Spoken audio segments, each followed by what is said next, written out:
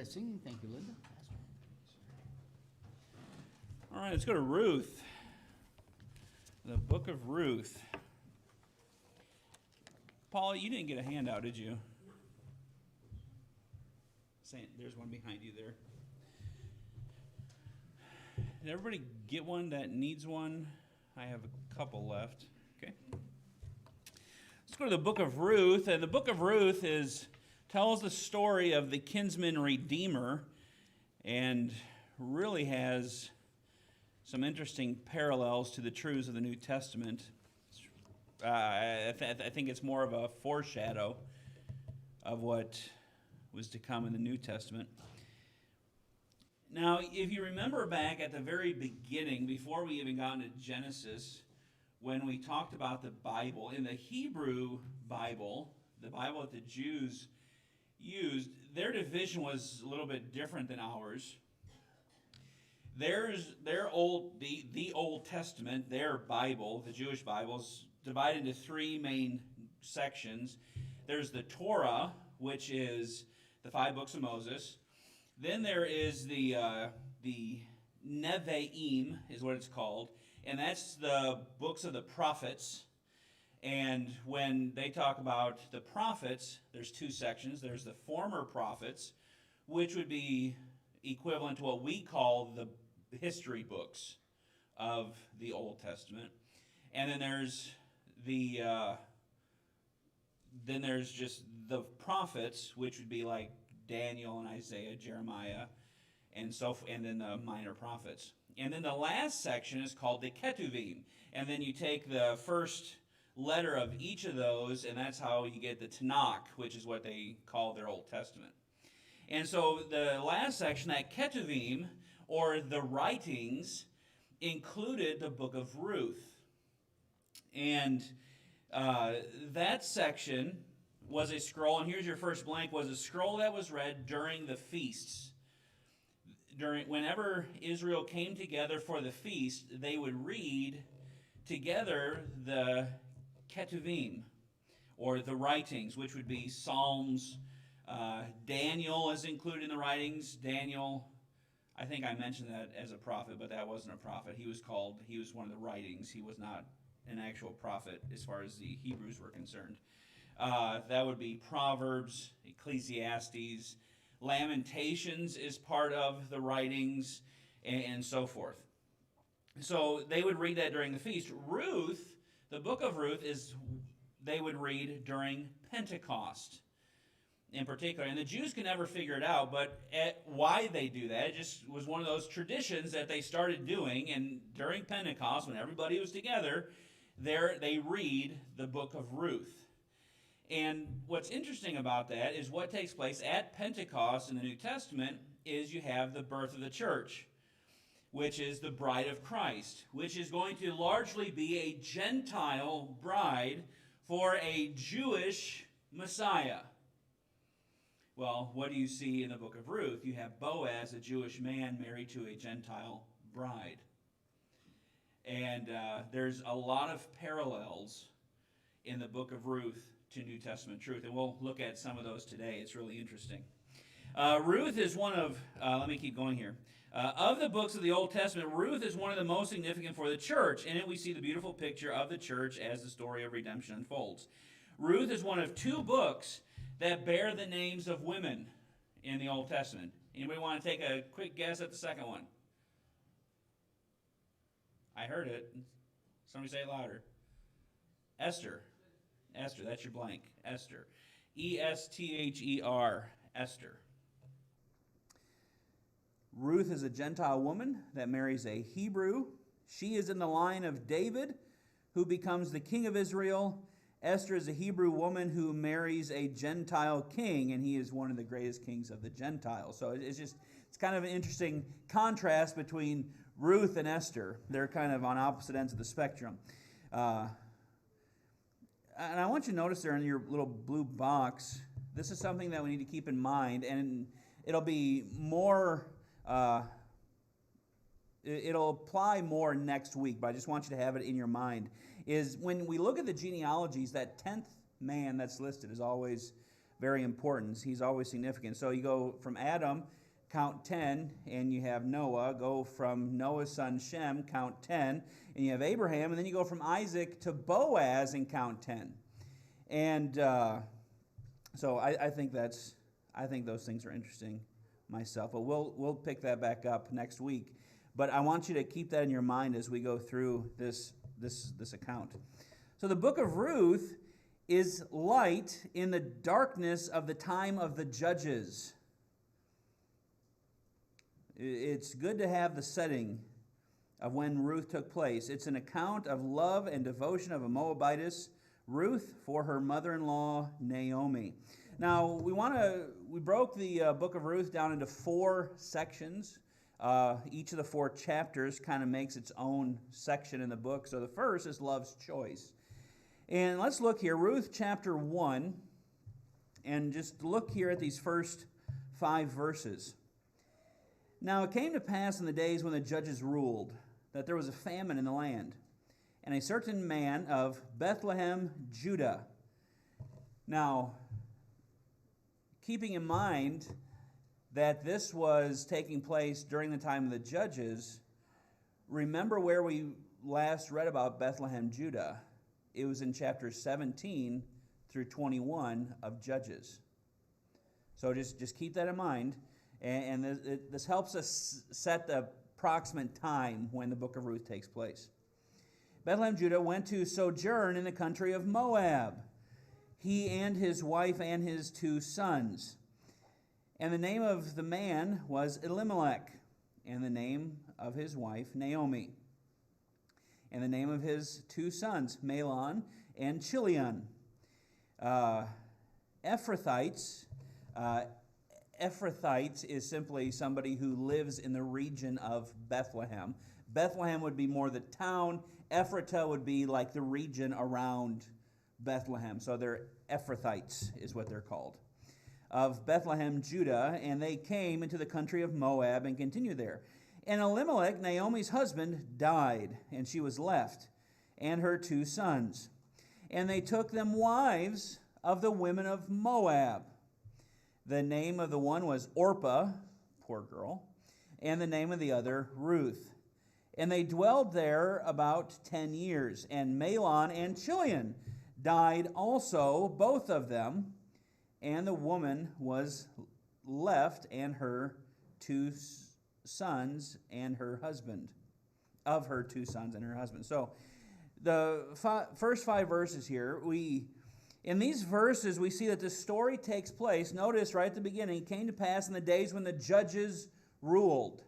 So this is an account that takes place during the time of the judges. And I want you to notice here real quick, if you notice back on your last page, I have that chart again that we've looked at the last 4 or 5 weeks, something like that. When we were in the Judges. And you notice there, up at the very top, in that black highlight across there, there's a little pink one called Ruth. And that kind of gives us the time period of when this account is taking place. And notice there, if you drop down from that to where that blue line is going across there, kind of in the middle of the page, where you have Othniel and Ehud, those 2 little black markers mark Judges 17, chapter 17 through 21. And that's the period of time where this is taking place. And I think we can get even a little closer as to when. And while it's hard to pinpoint, I think we can get approximate. So notice where Elimelech takes his family. They are in Bethlehem, Judah, and where do they migrate to? Moab. Why would they be going to Moab? That just seems like a really bad idea. But let's keep your place here. Go back to Judges chapter 3, and I think we get a little bit of an idea of when this is taking place. Judges chapter 3, verse 12.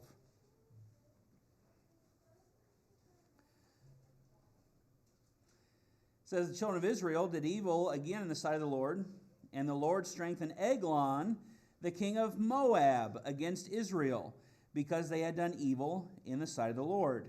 And he gathered unto him the children of Ammon, and Amalek, and went and smote Israel and possessed the city of palm trees. And the children of Israel served Eglon, the king of Moab, 18 years. Okay? So, and then if you drop over to verse number 30, it says, so Moab was subdued. This is after Eglon. So Moab was subdued that day under the hand of Israel, and the land had rest 80 years. Now, if you remember when we were looking at, I think it was Deuteronomy, what does it mean for the land to have rest? It means for it to be producing again. It's becoming fruitful. And what is going on here? Why do they leave? They leave because of a famine. They go to Moab.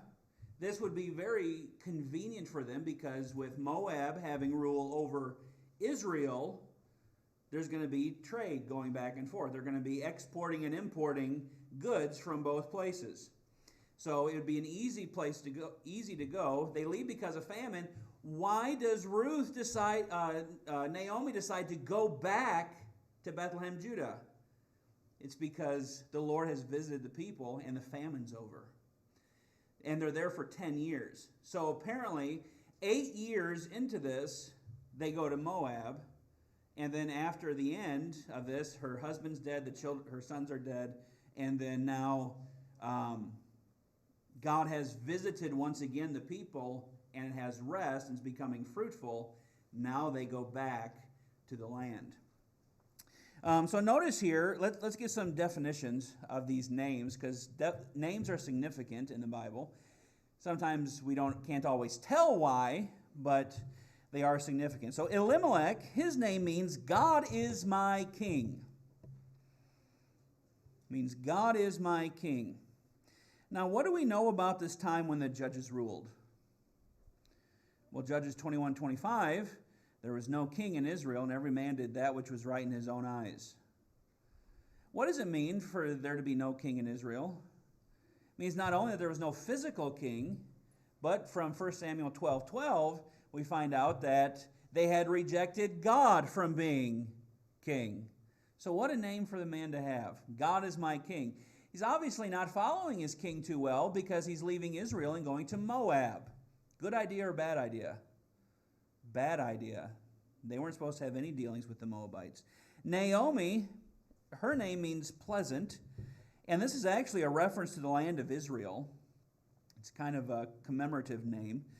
Daniel chapter 8 verse 9 refers to Israel as the pleasant land. And that's what her name signifies. Mahlon, who is Ruth's husband, his name means sickly. What a name to give a child. But it kind of tells you, probably points to his physical condition. He's just kind of one of those sickly kids all of his life. And then Chilion, this is kind of mean actually. His name means puny. He was the runt of the family. And so they marry the Moabite wives. Obviously, this is a bad idea, but what we see, though, is God takes something that is really bad idea, something even that he forbade with the nation of Israel. He told them not to give their men to be their wives or their daughters to be, I got that backwards. Can you tell I'm half asleep right now? Their sons to be husbands to them or their daughters to be wives, and they weren't supposed to do any of that. But they do it anyway. Now, does God take something bad and make something good out of it? Absolutely, because Ruth, a Moabitess, actually winds up in the lineage of Jesus Christ. So the Lord does abundantly with that. Ruth's name means desirable, and she's going to stay with Naomi. Naomi, when she decides to return, tells her two daughters-in-law, stay here, go back with your family, hoping for them to marry Moabite men. But Orpah goes back. Her name means fawn. Obviously, these were very attractive women, judging by their names. So they're in Moab for 10 years. That's your next blank there. They're in Moab for 10 years. Both daughters-in-law remain childless. And this is significant because Boaz and Ruth are going to produce Jesse later on, so it's significant how this works out. Naomi tries to talk them out of coming back with her. Ruth refuses. But I want you to notice here, remember, Ruth is a pagan. She comes from a land where they worship many gods, even offering human sacrifice, which that's kind of interesting that you would want to move your family to a land like that. But notice here in verse number 16, Ruth 1:16, Ruth said, "Entreat me not to leave thee, or to return from following after thee. For whither thou goest, I will go, and where thou lodgest, I will lodge. Thy people shall be my people, and thy God, my God. Where thou diest, will I die, and there will I be buried. The Lord do so to me, and more also, if aught but death part thee and me." When she saw that she was steadfastly minded to go with her, then she left, speaking unto her. So this is Ruth's choice. This is love's choice. She loved Naomi and made a choice. But notice here in her choice, this is really her conversion. This is where Ruth becomes in essence, a Jewess. She converts from following false gods to following the one true God when she says, "Your God will be my God." She excludes all the rest to follow the one true living God. Now notice here verse 19. So they two went until they came to Bethlehem. And it came to pass, when they were come to Bethlehem, that all the city was moved about them. And they said, "Is this Naomi?" It's kind of mixed emotions here. They're excited to see Naomi coming back, but they're also saddened because why is she alone? Where's her husband? Where are her 2 sons? And she said unto them, "Call me not Naomi." Naomi, remember, means pleasant. "Call me Mara," which means bitter. "For the Almighty hath dealt very bitterly with me. I went out full, and the Lord hath brought me home again empty. Why then call ye me Naomi, seeing the Lord hath testified against me, and the Almighty hath afflicted me?" So Naomi returned, and Ruth the Moabitess, her daughter-in-law, with her, which returned out of the country of Moab, and they came to Bethlehem in the beginning of barley harvest. Now, it's interesting. We know that what they did was a disobedience to God. They never should have left. This parallels, in essence, the account of the prodigal son, the parable of the prodigal son that Jesus gives. Remember, he leaves home with his inheritance. And he got his inheritance early, and he is loaded. But he goes out into a far country, spends his substance on wine, women, and song, and then he comes to himself and decides to return. And when he comes home, how does he come? He comes empty. And really, that is a consistent theme all throughout the Scripture. Whenever you decide to disobey God and to go astray from the Lord, and you decide, I'm going to do my own thing, you may start out okay, but you will come to the end, and you will be empty at the end. And this is exactly what Naomi is expressing. Now, we need to understand something here, because you remember back in verse,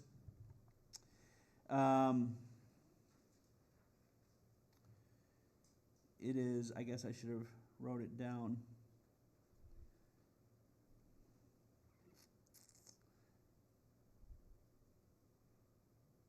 Okay, so back to verse 1.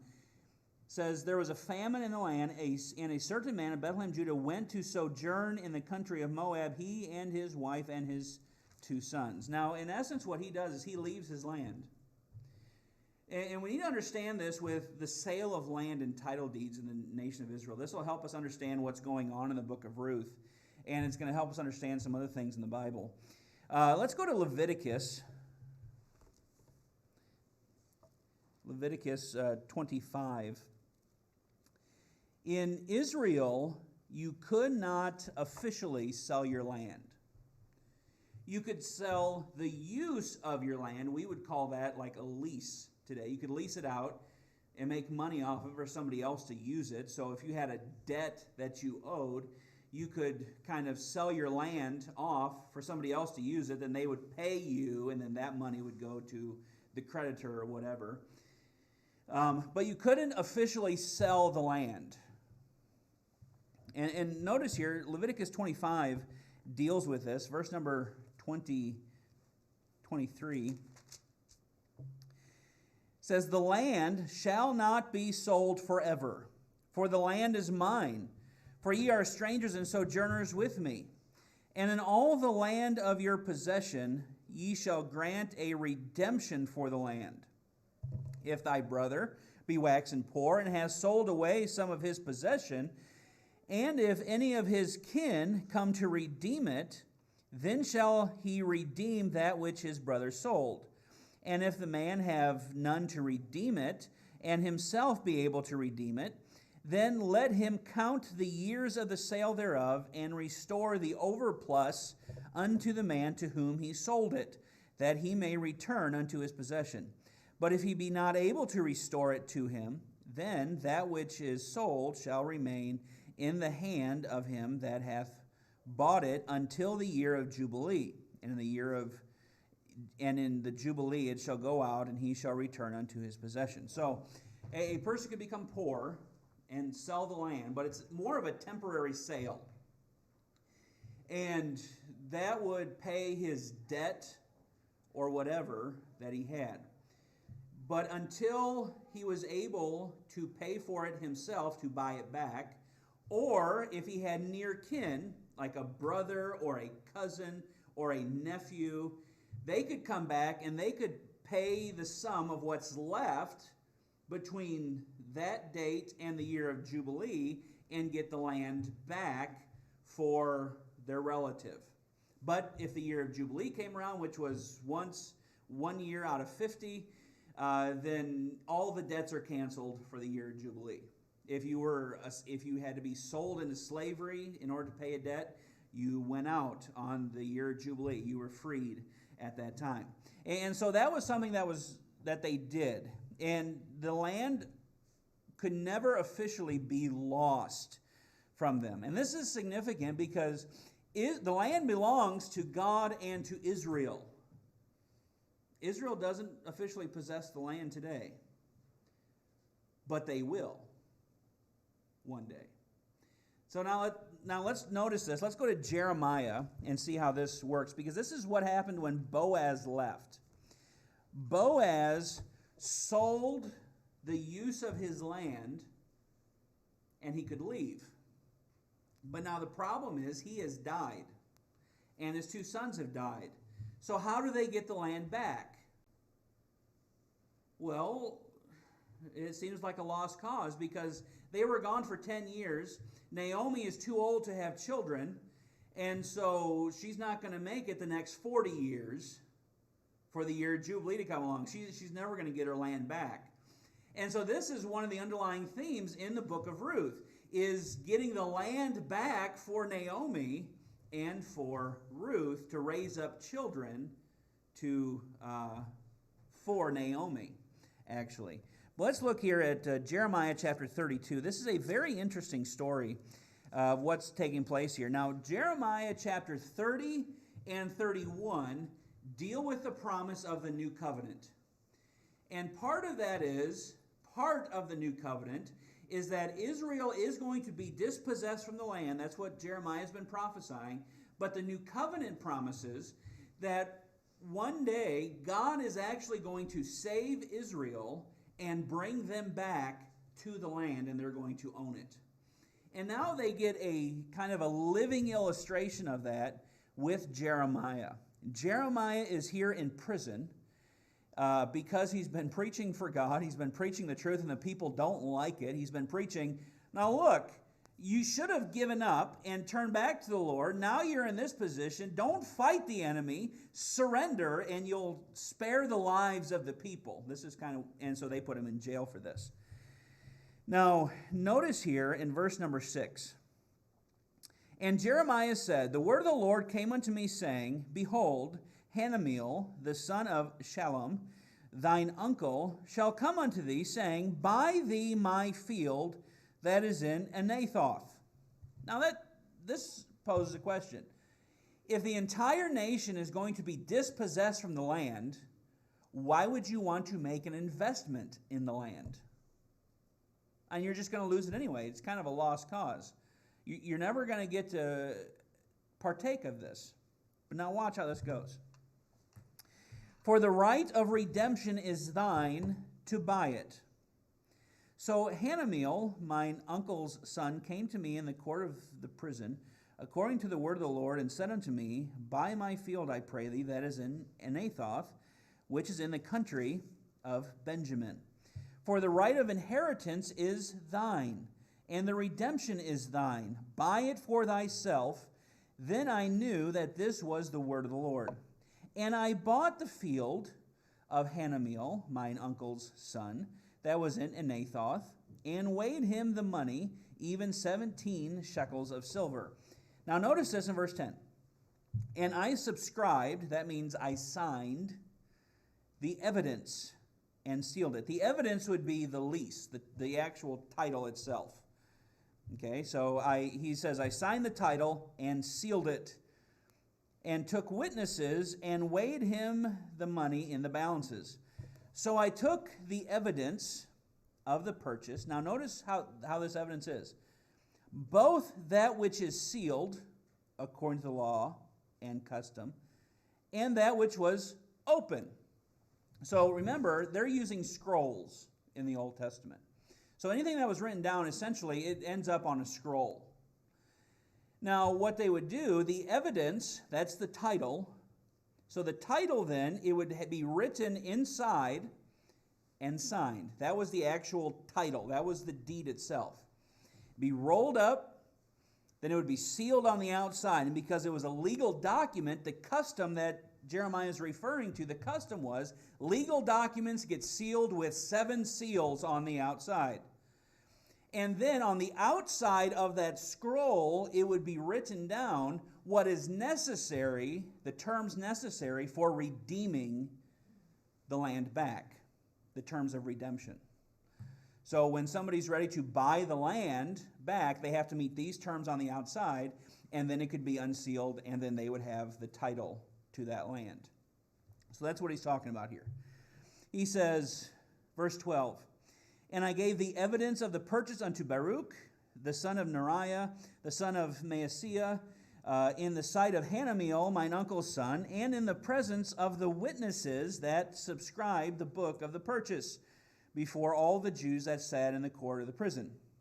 And I charged Baruch before them, saying, Thus saith the Lord of hosts, the God of Israel, Take these evidences, this evidence of the purchase, both which is sealed, and this evidence which is open, and put them in an earthen vessel, that they may continue many days. Now notice verse 15. For thus saith the Lord of hosts, the God of Israel, houses and fields and vineyards shall be possessed again in the land. Now when I had delivered the evidence of the purchase unto Baruch the son of Neriah, I prayed unto the Lord, saying, and then he goes into a prayer. But notice, why does he have Jeremiah purchase this piece of land and go through all this process with the legal terms for the land? Because even though they're going to be dispossessed from the land, it was a guarantee saying, look, I'm giving you a guarantee. You are going to come back to the land. Now I want you to do something. I want you to go with Revelation with me.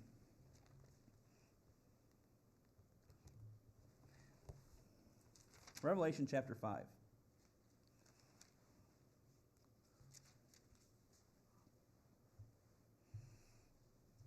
So John has been transported to heaven. He is about to witness. You kind of get a front row seat to the tribulation ahead of time. And notice here verse 1. This is what John sees. And I saw in the right hand of him that sat on the throne a book written within and on the backside, sealed with 7 seals. Well, what is this book sealed with 7 seals? It is the land deed. It is the title deed for the land of Israel, at least. And I guess you could say the earth. But what are those seals? That is the legal custom of sealing the outside. And so that's what we see in the book of Revelation. He opens each one of those 7 seals, and then he comes back to take possession of the land of Israel for the Jewish people. That's the title deed. Well, this is the custom that's in view back in the book of Ruth. And so we really need to understand that and keep that in mind as we go through the book of Ruth, because what Boaz is going to be asked to do is to take Ruth to be his wife and thus redeem back the land and to raise up children through Ruth for Naomi. Now, that sounds kind of confusing, and it is. But we'll get more into that detail when we get to chapter 4. But notice here next, we're going into chapter 2. And in chapter 2, we have love's response. Love's response. And in chapter 2, to really understand chapter 2, we need to understand the law of gleaning. I'm not going to go to these passages. We've been here before, but I'll just sum it up. So in Leviticus 19 and in Deuteronomy chapter 24, we have the law of gleaning. And essentially what this is when they would go out into a field and harvest their field, there was a number of rules that they had to observe. Even though it was their field, one is they could not completely cut out all the corners. They had to round off around the corners and leave the corners of the field, leave the wheat or barley or whatever in the field that way. That way the poor of the land could come, or the widows could come, and they could glean off of that, and they could get wheat that way. Another thing that they had to do is, as they make their sheaves in the field, as they're loading them up onto the wagon, as the wagon's riding off, if anything falls off, or if they forget a sheaf in the field, they're not allowed to go back and get it for the same purpose. That way the poor could come and they could get that wheat that falls off.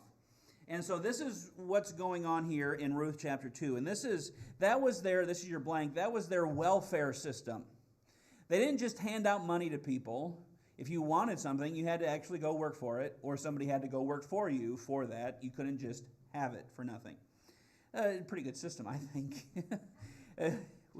Our national debt would be a lot less if we followed that rule, and we would be a far more productive country and not so worried about China at this point. But let's look here, chapter 2. And isn't that interesting that they have Chinese spy balloons flying over America? They shot the one down yesterday, just after it got past South Carolina. And then read last night that there was one going over Central America. And it kind of makes you wonder what China might be up to. Do we have to worry about it? Not a whole lot. Why? Because we know who's in control, right? Something interesting, too. The Euphrates River is actually drying up. It is. I think I remember reading something about that in the book of Revelation, that the Euphrates River is going to be dried up to make way for the kings of the east. Well, who would be east of Euphrates River? China. just interesting, the days in which we live in. So, Ruth, does that have anything to do with Ruth? Not really, but it does have to do with the book of Revelation when we were just there. So, Ruth chapter 2, notice verse 1 to 3. And Naomi had a kinsman of her husband's, a mighty man of wealth, of the family of Elimelech, and his name was Boaz. And Ruth the Moabitess said unto Naomi, Let me now go to the field and glean ears of corn after him, in whose sight I shall find grace. And she said unto her, Go, my daughter. So Naomi is an older woman, unable to go work in the fields. And so Ruth, because of her love for Naomi, and because she feels an obligation, since she's the daughter-in-law, that she is going to go work in the field for her to support both of them. That's the plan. Now notice verse 3. And she went and came and gleaned in the field after the reapers Now notice this. And her hap was to light on a part of the field belonging unto Boaz, who was of the kindred of Elimelech. Essentially what the writer is saying here, she just happened to land on the field that belonged to Boaz. Just happened. Well, from an earthly standpoint, from a human standpoint, it certainly appears that this was just an accidental thing. You know, who knew that she would land there? But this is where we see God's providence at work. He has worked this whole thing out. Did she just accidentally go there? Well, she wasn't intending necessarily to go to his field. She didn't know who Boaz was from any other guy. And Naomi appears to not really know much about where he owns land. Ruth just kind of goes out and, oh, here's a field. I'll work there today. And it just happened to be near kin to Naomi. So humanly speaking, it's that way. But this is God's providence. And what's interesting here, many people think that this field where Ruth is working is actually the field where the shepherds are abiding when the angel appears to them to announce that the Messiah has been born. This would be in that same region. Could be, who knows? Just interesting. Now, Boaz's name means in his strength. It's one of the names of the two pillars for the temple when it's built, but we'll talk about that when we get there. Notice here, verse 5. Says, then said verse 4, and behold, Boaz came from Bethlehem and said unto the reapers, the Lord be with you. And they answered him, the Lord bless thee. Then said Boaz unto his servant that was set over the reapers, whose damsel is this?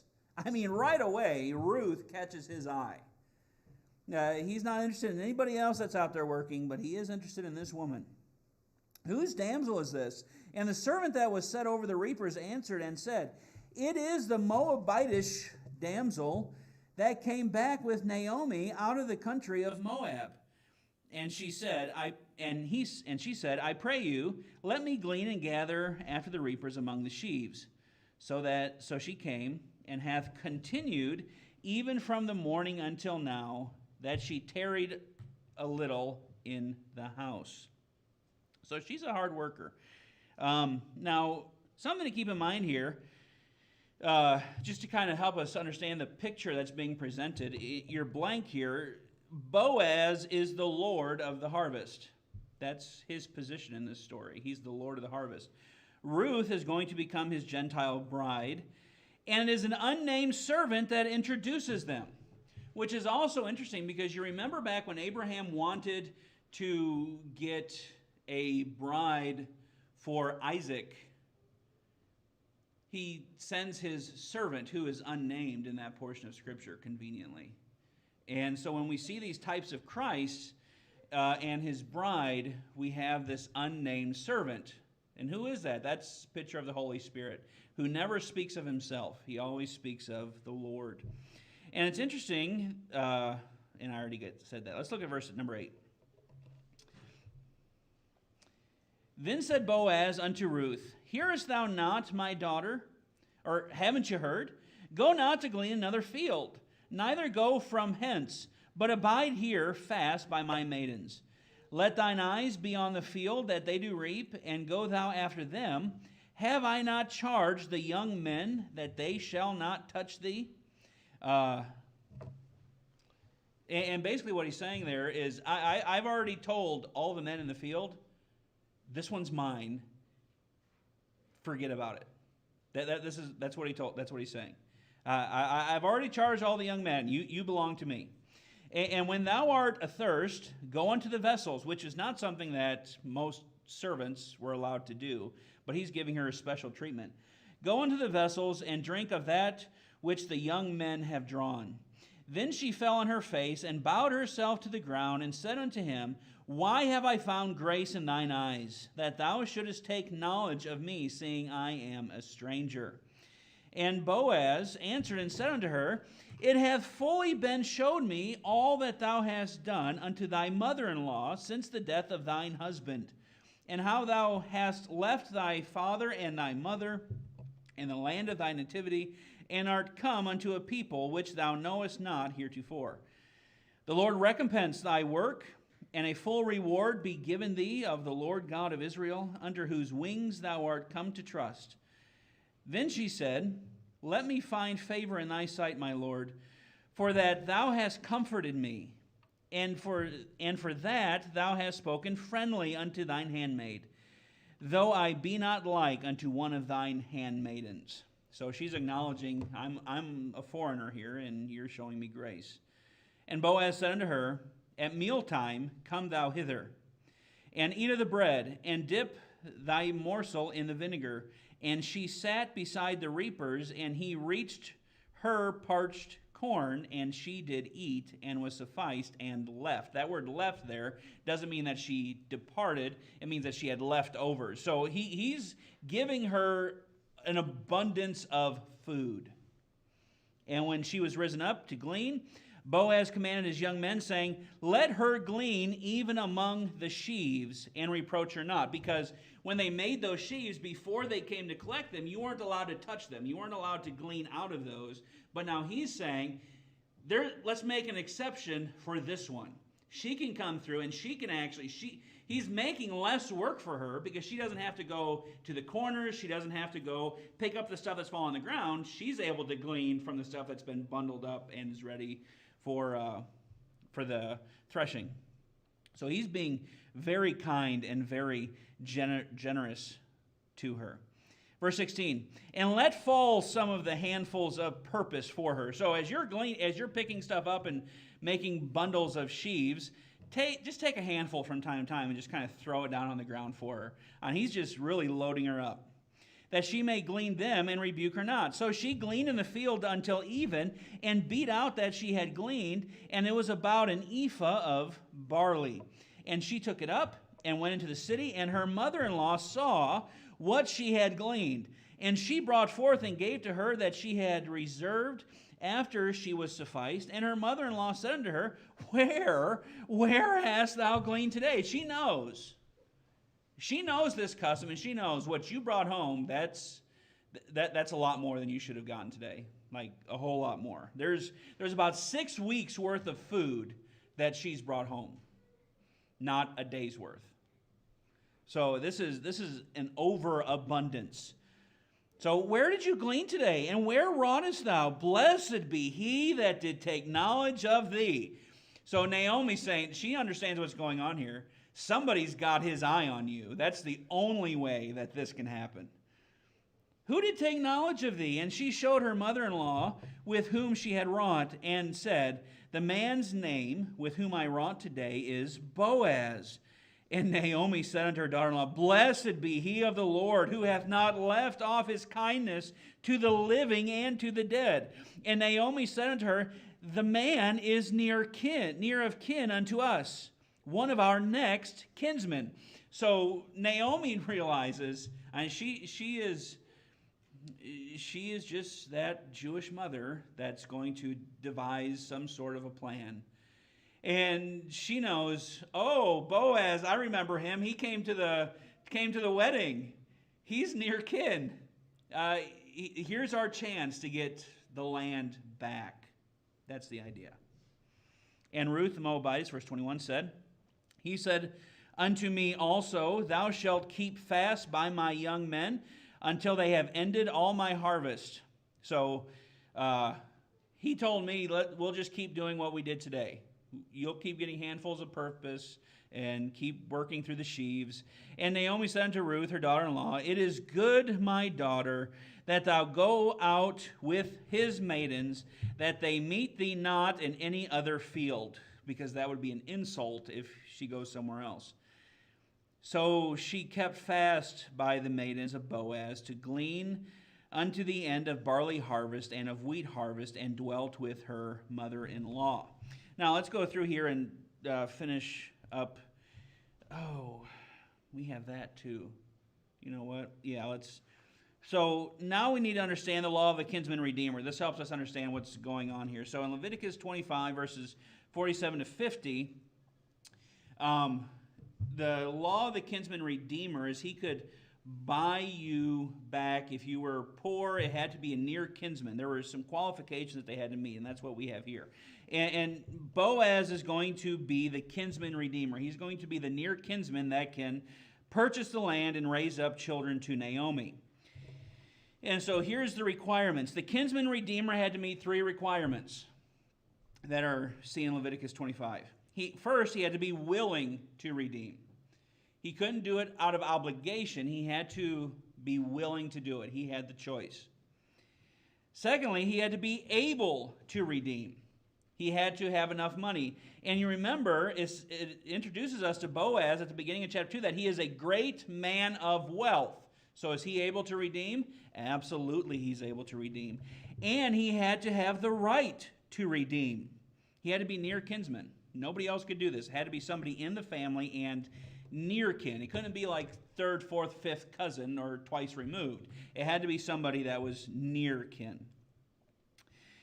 Now, in the New Testament, Jesus is presented as our kinsman redeemer, as he was willing to redeem. John 10 says, "No man taketh my life from me, but I lay it down. I lay it down of myself, and I have the power to take it back of myself." So Jesus was willing to redeem. He was able to redeem. He was able to redeem. He was able to redeem because he had what was necessary to purchase us. He purchased us with his blood, Peter tells us. And he had the right to redeem. He was made near kin. Galatians 4 tells us when the fullness of time was come, God sent forth his Son, made of a woman. So he became like us in order to redeem us. All right. Anybody have any questions on that so far? Anybody ready to go home? Me too. Let's pray. Father, thank you for the signs you've given to us. Thank you for your word. Lord, I pray that you'd help us to be diligent students. Help us to study, help us to understand, help us to make application in our life. In Jesus' name, amen.